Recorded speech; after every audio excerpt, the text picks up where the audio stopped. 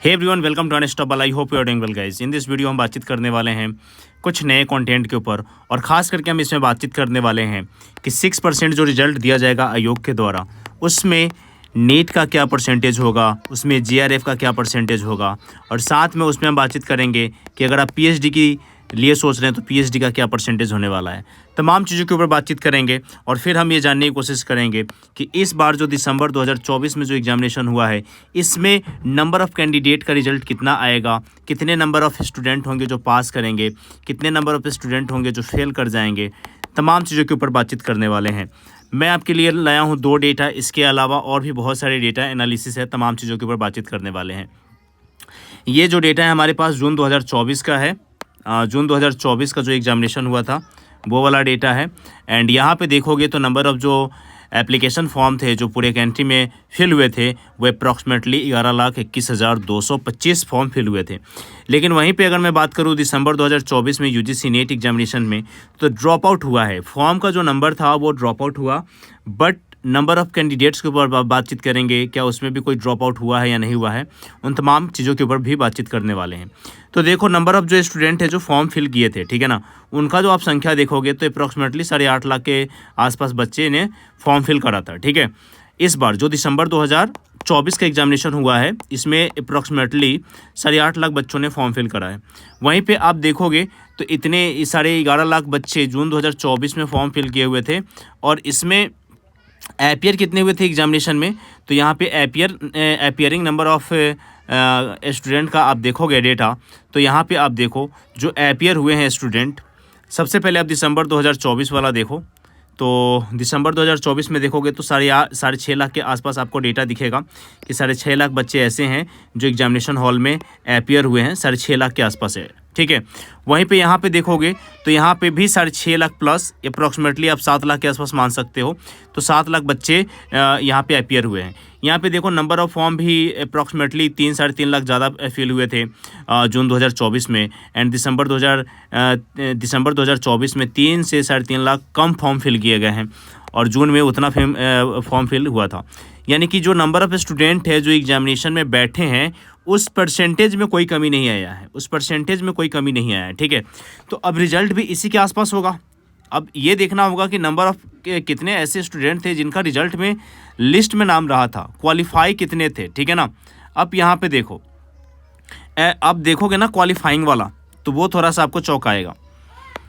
6,84,000 approximately 7 lakh बच्चे थे।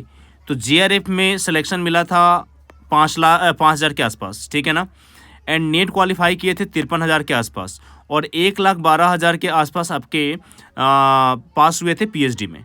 अब चूँकि नंबर सेम नंबर है, तो आपका जीआरएफ कितना होगा, तो अब जीआरएफ भी यहाँ पे जीआरएफ देखोगे तो जीआरएफ भी आपका 5,000 के अराउंड रहने वाला है। फिर से 5K के आसपास रहेगा आपका दिसंबर 2024 में। और ये 5K जो होगा ना, ये नंबर इंक्रीज़ कर देगा माय डियर फ्रेंड्स, क्या चीज़ में, तो ये नंबर इंक्रीज़ कर देगा आपका कट ऑफ लिस्ट में। कट ऑफ लिस्ट में ये नंबर इंक्रीज़ हो जाएगा, बिकॉज यही सेम डेटा आपका, जो डेटा यहाँ है वही डेटा आपका दिसंबर 2024 में भी होने वाला है। यानी कि जून वाला डेटा जो सेम है, वही डेटा आपका इसमें भी होने वाला है।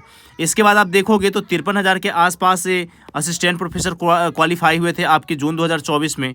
तो यहाँ पे भी 53,000 से लेकर के 54,000, ठीक है ना, यानी कि 50 से लेकर 60,000 के बीच में आपका ये डेटा वेरी करेगा इस बार भी। और जो जीआरएफ के लिए बातचीत चल रही है, ये आपका पीएचडी के लिए बातचीत चल रहा है कि भाई पीएचडी में कितने नंबर ऑफ स्टूडेंट है जो पास होंगे, तो पीएचडी में भी आपका सेम ही डेटा रहेगा। अप्रॉक्सीमेटली 1,10,000 से लेके 1,20,000 के आसपास ये डेटा रहने वाला है, ठीक है। अब सवाल यहाँ ये है कि फॉर्म फिल कम हुए हैं, ठीक है ना।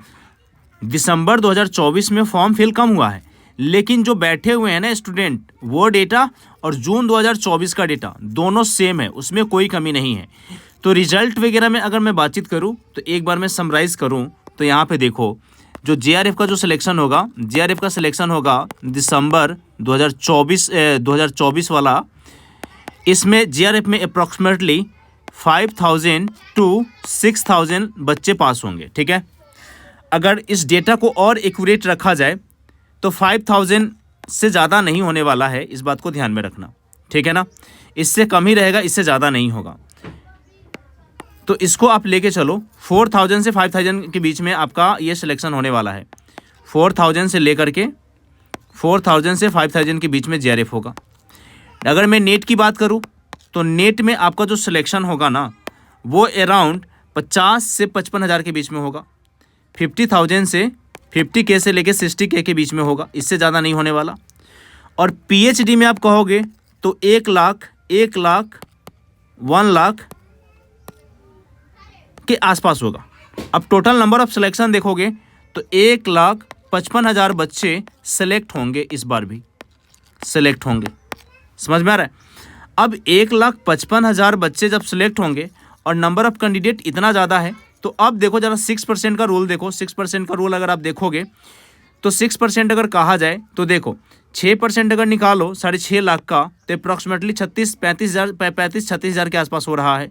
यानी कि जो डेटा मैं आपको बोला हूँ 50K यानी कि 5K आपके JRF के लिए और नेट के लिए अराउंड 50, तो ये बहुत ज़्यादा ऊपर जा रहा है इस डेटा से। 6% यानी कि 6% प्लस बच्चे पास आउट होंगे, 6% से ज़्यादा बच्चे थोड़ा सा इसमें से निकलेंगे। ठीक है, अब सवाल यहाँ ये है कि ये टोटल डेटा क्या होगा। तो ये टोटल डेटा 35,000 से लेके 50,000 के बीच में वेरी करेगा, जिसमें नेट प्लस JRF दोनों होगा। ठीक है, अब जहाँ तक जो सवाल रहा PhD के लिए, तो PhD के लिए आप एक अप्रॉक्सीमेटली 1 लाख लेके चल सकते हो, 1 लाख लेकर के चल सकते हो, 1 लाख। अब ये सारी चीज़ें कहीं ना कहीं आपका क्या करेगा, जो कट ऑफ है वो इंक्रीज़ करवा देगा। कट ऑफ आपके इंक्रीज़ हो जाएंगे। ठीक है ना। अब आपके माइंड में आ रहा होगा कितना इंक्रीज़ होगा, तो एक बात याद रखना, मैंने जो आप लोगों के लिए कट ऑफ के ऊपर UGC नेट एंड JRF के लिए जो वीडियो बनाया है ना, कट ऑफ के लिए जो फाइनल कट ऑफ वाला वीडियो है, नहीं देखे हो तो जा करके देख लेना। ईच एंड एवरी पॉइंट उसमें डिस्कस किया हूँ, उसी के अराउंड में रहने वाला है, उसी के अराउंड में रहेगा। 2-4 नंबर आगे पीछे होगा, इससे ज़्यादा नहीं होगा, उसी के अराउंड में रहेगा। लिख के ले लेना, मेरे से आ जाएगा कुछ दिनों में, तो देख लेना आप। ठीक है, अब जो परेशानी चल रही थी, जो बच्चे पूछ रहे थे कि सर नंबर ऑफ स्टूडेंट कितने पास होंगे, तो मैंने बता दिया है। टोटल जो नंबर ऑफ सिलेक्शन होगा वो 1,50,000 से 1,55,000 के बीच में होगा, इससे ज़्यादा नहीं होने से रहा। ठीक है, यानी कि आप कहो तो लगभग 5 लाख बच्चे जो हैं वो फेल कर जाएंगे, जिन्होंने एग्जामिनेशन दिया था। 5 लाख बच्चे फेल कर जाएंगे। ना ही नेट होगा इनका, ना ही PhD में होगा और ना ही JRF में होगा। अब इन लोगों को क्या करना चाहिए, तो अगर सच में आपको नेट एग्जामिनेशन पास करना है ना, तो 6 मंथ का टाइम दो खुद को, 6 मंथ का टाइम दो, 6 माह का टाइम आपको देना पड़ेगा, तभी आपका कुछ हो सकता है। अदरवाइज बहुत सारी चीज़ें हैं, क्योंकि भाई साहब सब्जेक्ट कम नहीं है। पेपर वन अगर आप देखोगे तो पेपर 1 में 10 यूनिट है, पेपर सेकेंड में आपके 10 यूनिट्स है, टोटल देखो तो 20 यूनिट्स है। 20 यूनिट से भी काफ़ी ज़्यादा वेरिएशन वाले क्वेश्चन आ रहे हैं, बहुत सारे वेरिएशन आ रहे हैं इसमें। तो आपको उस तरीके का तैयारी करना पड़ेगा। अगर उस लेवल से नीचे के लेवल पे जाओगे तो फिर नहीं हो पाएगा। सवाल यहाँ ये है कि थोड़े से जो केयरलेस होते हो ना, कि हाँ एग्जाम ने फॉर्म फिल करने के बाद फॉर्म फिल किया तब तैयारी करने जाते हो, तो वो मत करो। अभी से ही तैयारी करना शुरू कर दो। जब आपको पता है कि आपका जो नंबर है वो 130 के नीचे है, 130 के नीचे है। एक बात मैं लिख के दे सकता हूँ आपको, अगर आपका मार्क्स 140 से नीचे है तो खुद को कहीं भी कंसीडर करके मत चलो, ना ही नेट में, ना ही JRF में और ना ही PhD में। ठीक है, कहीं पे भी खुद को कंसीडर करके मत चलो। ठीक है, अगर आप SC या ST कैटेगरी से नहीं हो तो खुद को कहीं भी कंसीडर करके मत चलो भाई, लिख लो। इसके अलावा भी सब्जेक्ट वाइज वेरी भी करेगा तो इससे नीचे कट ऑफ नहीं जाने वाला।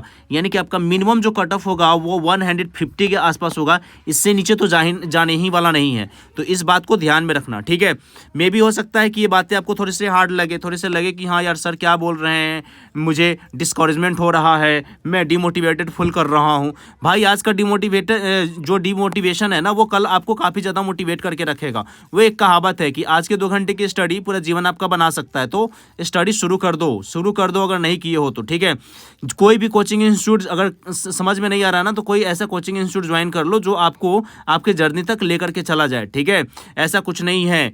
कभी कभी चीज़ें अगर 5-6 हज़ार आपके खर्च कर लेने से अगर आपका लाइफ बन सकता है, तो लाइफ बहुत ज़्यादा बड़ा होता है ये 5,000-6,000 से। इसलिए कोई ऐसा चीज़ें फाइंड आउट करो और पेपर 1 को निपटाओ।